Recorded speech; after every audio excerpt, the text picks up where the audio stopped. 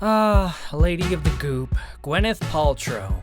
She's blonde, she's beautiful, she has it all, and people seem to hate her for it.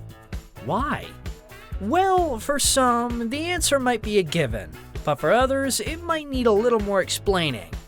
That's what we're here for, juicers. So don't you go scratching your heads for too long.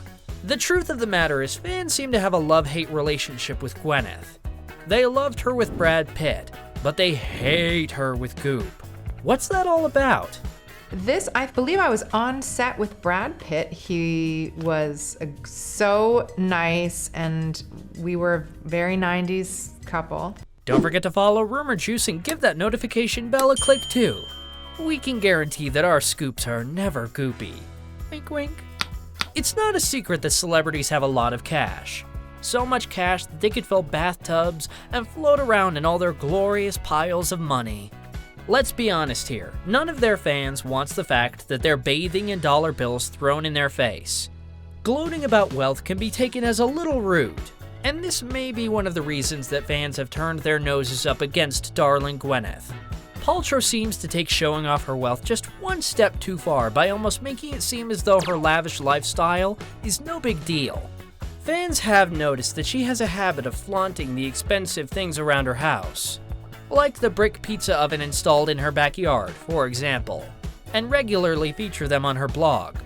People think she's a woman who is so painfully out of touch they almost have to admire her abilities to be so gleefully immersed in her privilege.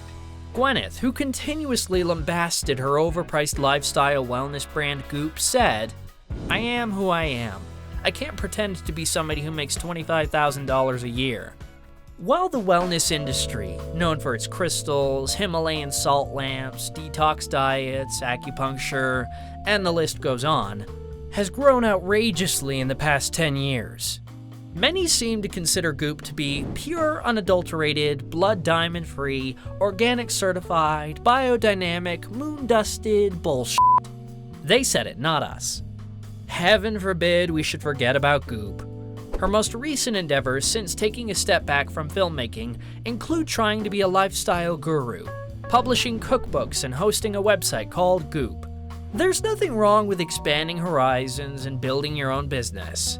Let's get that straight before we say anything else. Women in business are amazing, and we love them.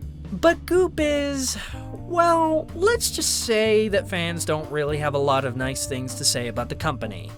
Ambitious was actually a very dirty word for a female, and I think if you demonstrated great ambition for a big career, it was looked down upon. While its goals seem to be encouraging a healthy lifestyle and diet, several doctors and dietitians have called out the brand for its unhealthy and very small portions of almost no food. A writer at The Guardian sarcastically commented that the recipes read raw almonds, raw honey, and arugula garnish, maybe a mushroom on a feast day. Do you remember the NASA spacesuit stickers? In 2017, Goop released healing stickers that were claimed to have been made from the same conductive carbon material NASA uses to make spacesuits. Needless to say, a representative from NASA shut down that story, stating, "Wow, what a load of BS this is." We should probably add here that NASA does not use carbon to make its spacesuits. And who could forget about the candle that Gwyneth claimed, "This smells like my vagina"? Sure, this recent controversy might be more harmless than Goop scandals in the past. No matter what you think of the gimmicky $75 candle, it's sold out on Goop.com. So, does that mean a lot of people's houses now smell like Gwyneth's vagina? For someone who claims to be a lifestyle guru, fans seem to think that she's a little out of touch for what it means to live a healthy and affordable lifestyle. On Goop, Paltrow also posts must-have outfits that cost hundreds, sometimes thousands of dollars. This is not something the average person would be able to afford, but Paltrow posts them in a way to make it appear that everyone can afford such luxuries. To be clear, it's not that fans have a problem with the products that she sells, but it's how they're marketed that is the problem. These must-have items are obscenely expensive and clearly aimed at the elite and extremely wealthy women. However, the average person can't afford to spend so much money on such things. Fans just seem to feel that it makes Gwyneth completely unrelatable and out of touch with the average person. Although Paltrow adamantly denies it, many people feel that she built her acting career with her family's money. Her father was a television producer and her mother was an actress. Between the two, they were known to amass a small fortune. Paltrow spoke out against these rumors, stating that he, my father, said, "You were completely on your own, so he never gave me anything. I never had any supplementation. He never helped me with my rent. I never had a trust fund."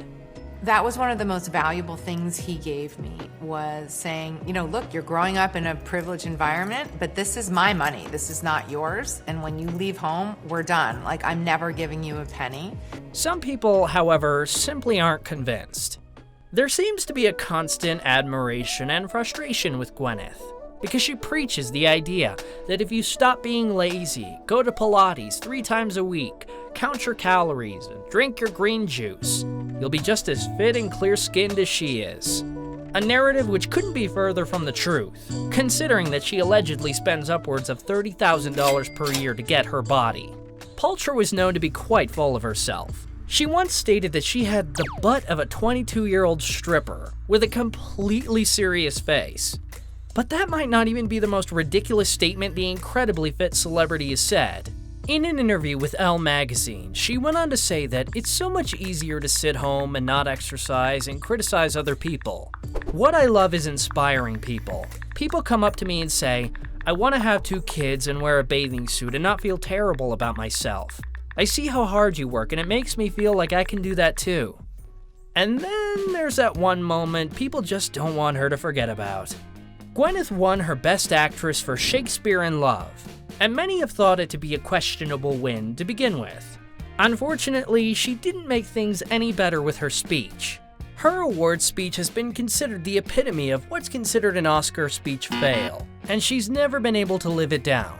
It might be one of the many reasons there aren't many fans of Gwyneth around anymore.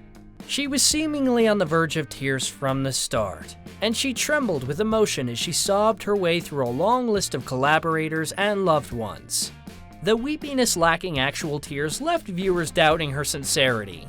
When she lost control and started sobbing so much, the cameras had to cut to her mother, actress Blythe Danner.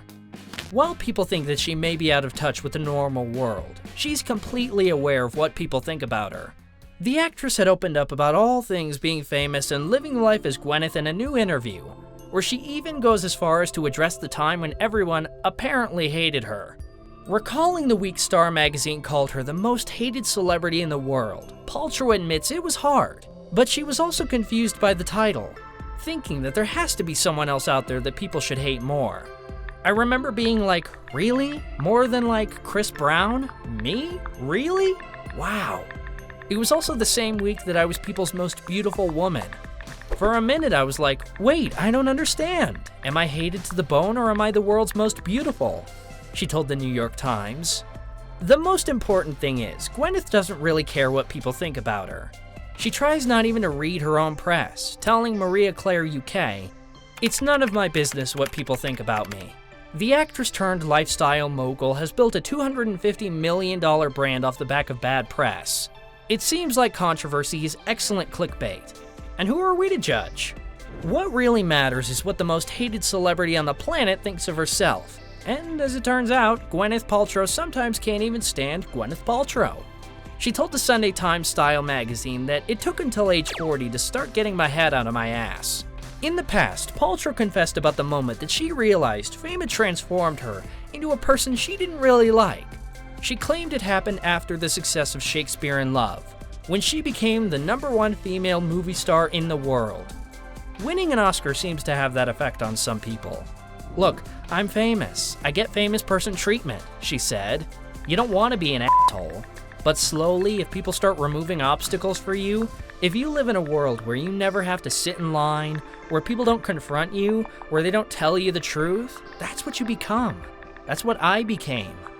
Luckily, my dad burst my bubble for me in a way that it can never be reconstructed.